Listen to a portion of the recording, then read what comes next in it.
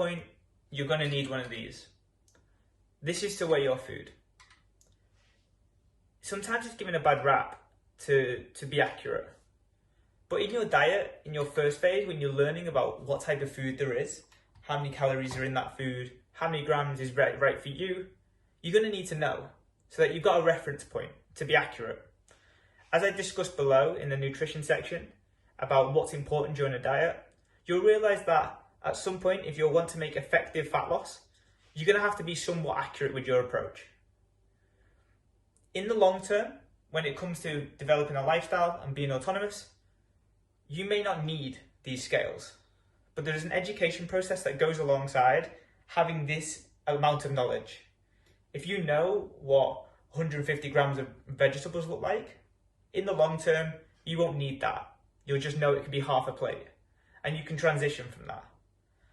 But at the beginning, when your habits and your understanding of food may be small in comparison to what you need, having something that will check you every single time to keep you on track is super, super important. Like I said, if you do not want to do this long term, you do not have to.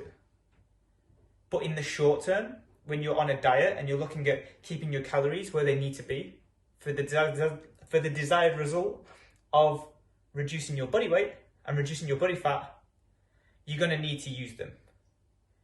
Over time, let's say 6 to 12 week mark, you'll take your foot off the pedal with these.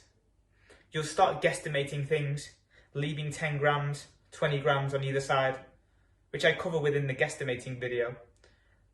But remember that the accuracy pays off in the short term and the long term. If you can get more accustomed to knowing what 150 grams of X is or 250 grams of this is, and being more accurate in putting that in and repeating that process on a day-to-day basis for a period of 3-5 months, you're going to be better mentally and nutritionally astute to then make the better decisions in the long term when it comes to having that autonomy. This is a step that you cannot miss when it comes to making those long-term choices. Having that idea of what is on your plate and what you're having and how the education all comes to pass is going to be super important for the long term and give you results over the short term.